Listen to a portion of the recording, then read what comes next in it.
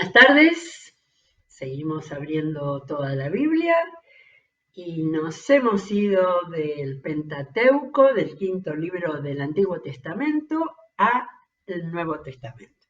Ya extrañaba a Jesús, pero además, después de leer ese libro tan fuerte como es el Deuteronomio, donde Dios se muestra con su voluntad, eh, digo, bueno, en ese tiempo todavía no vislumbraban al Mesías, a Jesús, y me parece que es importante que no perdamos la mirada de Jesús y seguirlo, pero quiero conectarlo con eh, todo eso, ese corazón de Dios pidiendo que no se aparten de él, que no lo dejen, que lo busquen, porque él iba a pelear por ellos y todas las cosas que Dios les ha prometido en el Antiguo Testamento están ahí en el libro de Deuteronomio. Y cuando vino Jesús, ¿con qué se encontró? ¿Cómo encontró al mundo israelita? Por eso es que me pareció interesante y vamos a dar una mirada por los evangelios con el tema de la oposición a Jesús. ¿Jesús lo esperaban con los brazos abiertos? El apóstol Juan dijo, a los suyos vino y los suyos no le recibieron. Y entonces vamos a mirar un poco en los evangelios qué pasó con los judíos cuando veían a ese Jesús que había llegado a ellos, cómo reaccionaban y de qué manera Jesús se enfrentaba a esa que llamamos oposición. Bueno, vamos a empezar. Nos va a llevar algunos días porque hay mucha oposición y hay muchos textos que nos van a ayudar a poder mirar cómo Jesús se desenvolvió entre los que se impresionaron, se impactaron, lo siguieron, lo buscaron, y aquellos que estaban a un costadito cuestionándolo, y mucho más que cuestionándolo.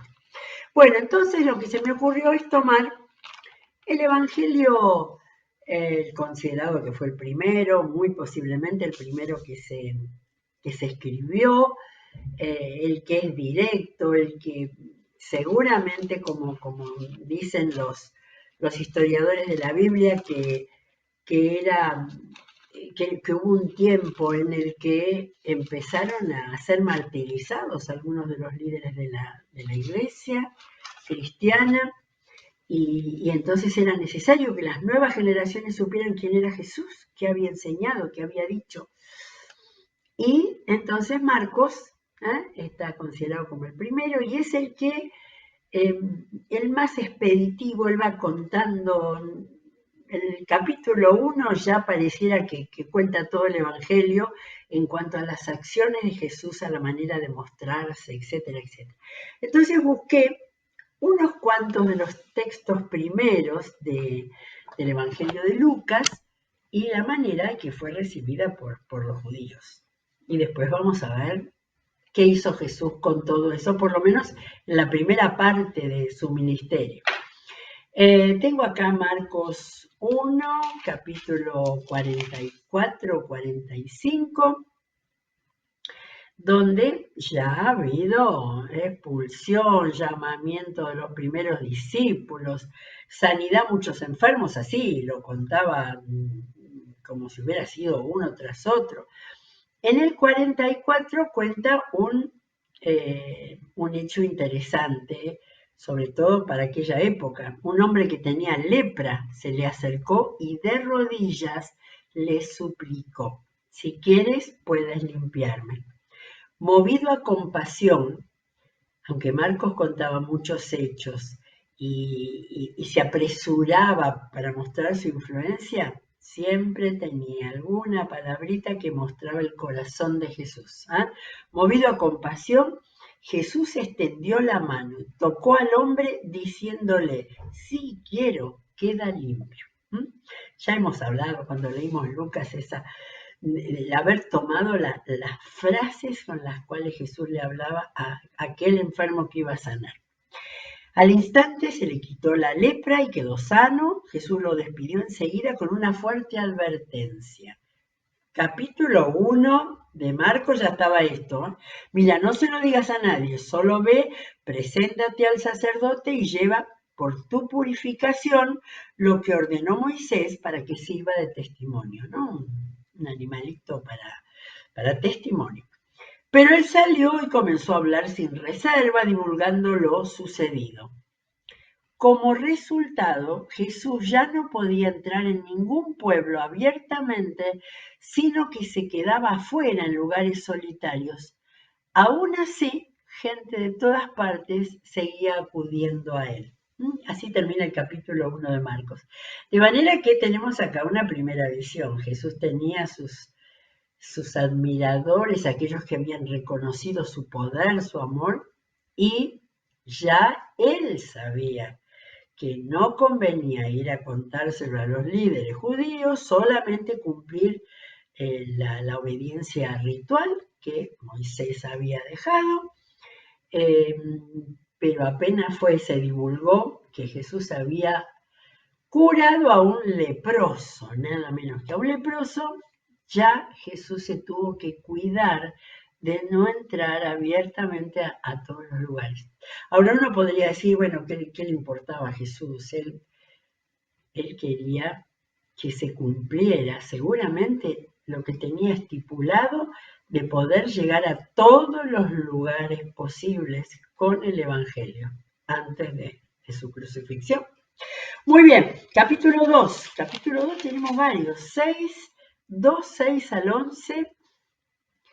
A ver, debe ser en otra sanidad. Es cuando sana aquel que le dice tus pecados quedan perdonados, ¿no? Y entonces en el 6 dice, estaban sentados allí algunos maestros de la ley que pensaban, ¿por qué habla este así? Está blasfemando. ¿Quién puede perdonar pecados sino solo Dios? En ese mismo instante supo Jesús en su espíritu que esto era lo que estaban pensando y los enfrentó. Siempre Jesús enfrentaba, a veces sí, a veces dejaba pasar. ¿Por qué razonan así? Les dijo. ¿Qué es más fácil decirle al paralítico, tus pecados son perdonados? O decirle, levántate, toma tu camilla y anda.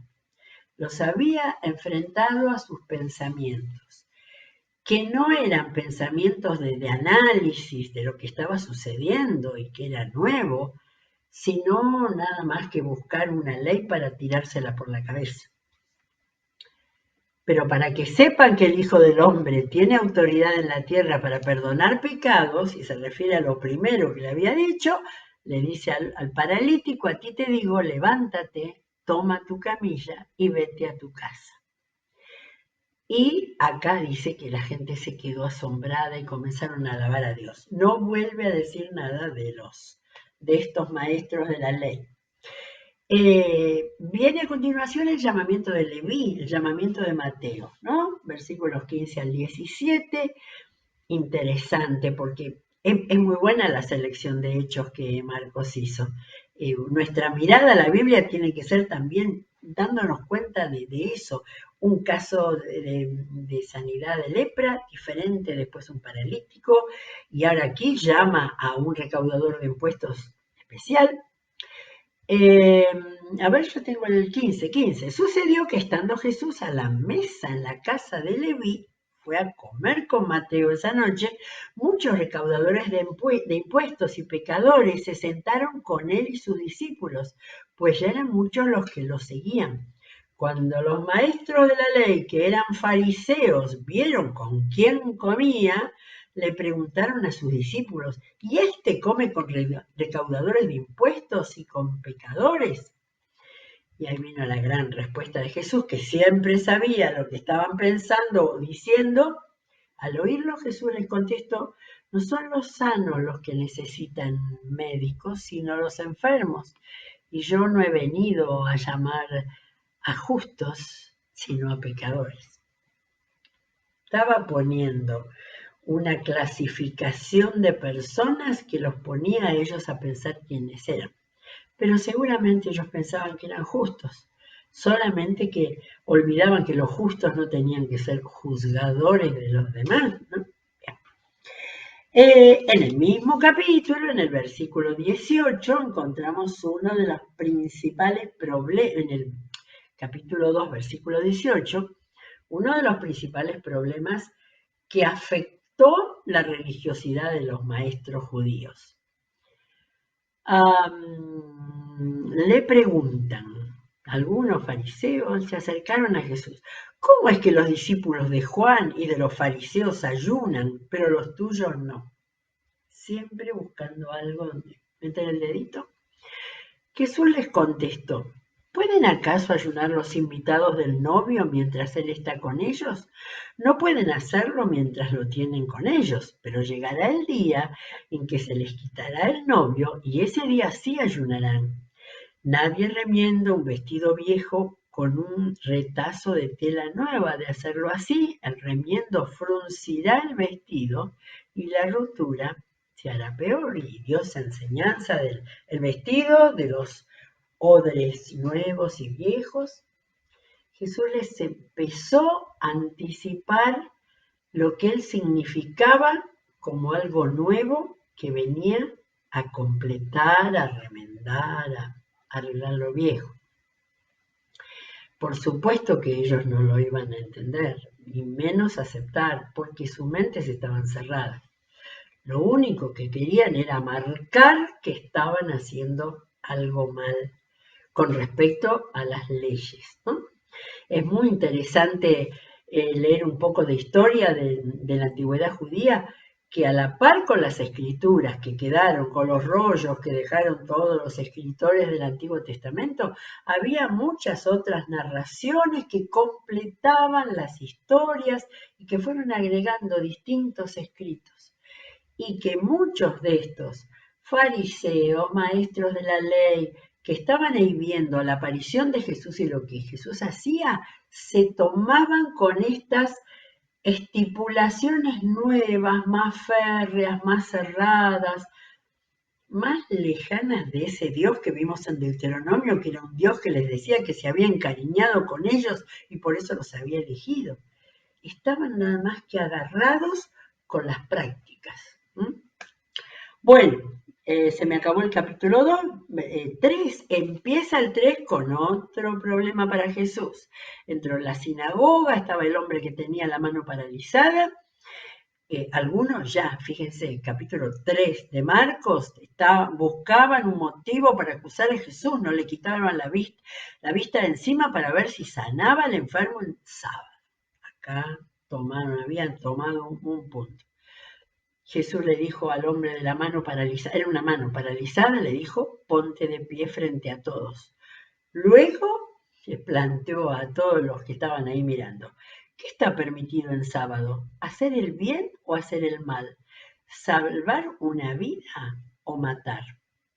Pero ellos permanecieron callados. Jesús se les quedó mirando, enojado y entristecido por la dureza de su corazón. Ya sigue Marcos, marcando no solamente los hechos de Jesús, sino los sentimientos de Jesús. Los miró enojado y entristecido. Y le dijo, extiende tu mano. La extendió y la mano quedó restablecida. Tan pronto como salieron los fariseos, comenzaron a tramar con los herodianos, otro grupo cerrado de los judíos, cómo matar a Jesús. Capítulo 3 de Marcos. Bueno, hay otros, pero paso al capítulo 6 y vamos a encontrar, el capítulo 6 es cuando Jesús está en Nazaret, otro entre los suyos, entre los que lo conocían, en los que podía haber habido otra actitud. Llegó el sábado, comenzó a enseñar en la sinagoga. ¿De dónde sacó estas cosas? Decían. Muchos maravillados por lo que decía. ¿Qué sabiduría es esta que se le ha dado? ¿Cómo se explican estos milagros? que vienen de sus manos? ¿No es acaso el carpintero, el hijo de María y hermano de Jacobo? Jacobo el Santiago que escribió el libro, el mayor de los hermanos de Jesús. De José, de Judas, que también después escribió un libro. Primero acá no lo reconocían, después 2 de esos 4 escribieron libros en la Biblia. De Judas y de Simón, ¿no están sus hermanas aquí con nosotros? Y se escandalizaban a causa de él. Se escandalizaban, eso es una palabra que no hay más explicación, pero por ahí dice de la incredulidad de ellos, o sea, escandalizaban porque no podían creer. Y ahí Jesús dijo su famosa frase, en todas partes se honra a un profeta, menos en su tierra, entre sus familiares y en su propia casa. Y dice que ahí no pudo hacer ningún milagro, porque la incredulidad es la que evita muchas veces que el Señor pueda hacer un milagro. Bueno, a esta altura, noté algo. Estamos en el capítulo 6 de Marcos y en las Biblias, al comienzo de un determinado pasaje, tiene la cita de los que se llaman los pasajes paralelos, o sea, los pasajes donde se cuenta la misma situación. Y miré uno por uno y de todos estos aparece Mateo, la mayoría de las veces Mateo, y muchas otras Mateo y Lucas, pero Juan ninguno.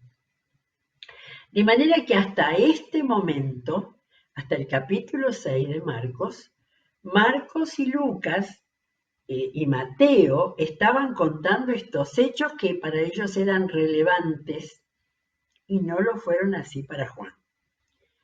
Pero acá sí lo encontré a Juan en el capítulo 6, donde va a contar la primera alimentación de los 5.000. Es decir, evidentemente Juan consideró muy importante, por todo el contexto de que él lo relata después, de esta primer hecho que ya no estaba referido a una persona sola, sino a toda una multitud que vio su milagro, que vio el lugar de darle a Dios primero la gratitud, un montón de enseñanza en ese milagro. Bueno, este es un detalle. ¿Por qué? Porque dejamos ya de mirar a Marcos y nos vamos a mirar a Juan. Juan escribió su evangelio 30 y algo de años más después que murió Jesús. ¿Sí? Ya estaban escritos los otros evangelios, los llamados sinópticos, los que tienen mucho en común en sus relatos, Mateo, Marcos y Lucas, y Juan escribió un evangelio diferente muchos años después, cuando la iglesia se había multiplicado, cuando la iglesia cristiana era muy importante, y también eran importantes los problemas que había. Acordémonos que acabamos de leer las cartas de Pablo a Timoteo, a Tito. Bien, pero me voy a Juan entonces, no para leer el capítulo, el relato de la multiplicación de los panes y de los peces, porque allí parece que no hubo ningún problema. Para comer gratis no hubo ningún problema.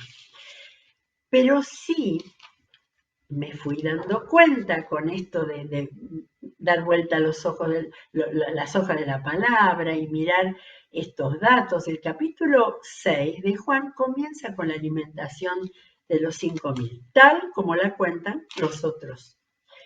Pero acá en el capítulo 5, ahí me paré, porque digo, acá sí aparece una oposición muy fuerte. En el capítulo 5 del Evangelio de Juan, aquel paralítico, aquel hombre tullido que lo llevaban junto a esa fuente donde había un milagro cada tanto, dice cada cuánto, cuando era alguna de las fiestas de los judíos, y Jesús se acerca a él y le dice, ¿quieres quedar sano? Una pregunta, ¿no? Tan interesante la pregunta de Jesús porque era interpelación. Señor, le dijo, no tengo a nadie que me meta en el estanque mientras se agita el agua y cuando trato de hacerlo, otro se mete antes. Y Jesús le dice la sanidad en tres partes. Levántate, recoge tu camilla y anda, ¿sí? Todos los detalles de lo que tenía que hacer. Al instante aquel hombre quedó sano, tomó su camilla y salió a andar. Me encanta Juan cómo lo cuenta, pero ese día era sábado, punto. Por eso los judíos le dijeron al que había sido sanado: hoy es sábado, no te está permitido cargar tu camilla. Dios mío, era un hombre que había vuelto a vivir, había vuelto a caminar. El que me sanó me dijo: recoge tu camilla y anda. Muy evangelizador no fue, se quiso librar. ¿Quién es ese hombre que te dijo eso? Bueno, el que había sido sanado no tenía idea. Después de esto, por lo cual no les contestó, Jesús lo encontró en el templo y le dijo: mira, ya has quedado sano, no vuelvas a pecar, no sea que te ocurra algo peor. El hombre se fue e informó a los judíos que Jesús era quien lo había sanado. No sabemos si para dar testimonio, no sabíamos si para sacarse el reto que tuvo él, no lo sabemos. Pero sí sabemos que para el apóstol Juan fue importante con ese milagro poder contar lo que pasó después, porque él había estado ahí y porque él tenía dirección del Espíritu Santo para saber qué es lo que había que poner en el último evangelio, el que estaba después que la iglesia había avanzado, que ya todo el mundo conocía los otros 3 evangelios, pero faltaban muchas cosas para contar. Y entonces no tenemos mucho tiempo, pero vamos a tomarnos unos días para leer estos discursos de Jesús, donde él empezó a hablar de sí mismo. Capítulo 5, versículo 16, dice: precisamente por esto los judíos perseguían a Jesús, porque hacía tales cosas en sábado. Pero Jesús les respondía, y acá vamos a ir viendo todas las cosas que va diciendo Jesús. Mi Padre aún hoy está trabajando y yo también trabajo. ¿Sí? Ya lo había dicho Jesús antes cuando fue lo de la samaritana. Así que los judíos redoblaban sus esfuerzos para matarlo, pues no solo quebrantaba el sábado, sino que incluso llamaba a Dios su propio Padre, con lo que él mismo se hacía igual a Dios. Ya iban entendiendo. Entonces Jesús afirmó, y vamos a ir mirando todas las cosas que Jesús va desgranando, y que si hacemos una lectura rápida, apurada, total, esto ya lo sé, vamos a perder el significado de este extraordinario discurso de Jesús presentándose. Ciertamente les aseguro que el Hijo no puede hacer nada por su propia cuenta, sino solamente por lo que su Padre hace, porque cualquier cosa que hace el Padre, la hace también el Hijo. Yo marqué hace. Está hablando de que Dios hace cosas y que lo que el Hijo, y Él está marcando que es el Hijo, hace es aquello que vio hacer al Padre, que el Padre hace. Voy al 20. Pues el Padre ama al Hijo y le muestra todo lo que Él hace. Esto es un paso más. No solo es un hijo que mira lo que hace el Padre, que repite lo que hace el Padre, sino que ama. Y le muestra, o sea, Dios le ha enseñado. Sí, y aún cosas más grandes que estas le mostrará, que los dejará a ustedes asombrados.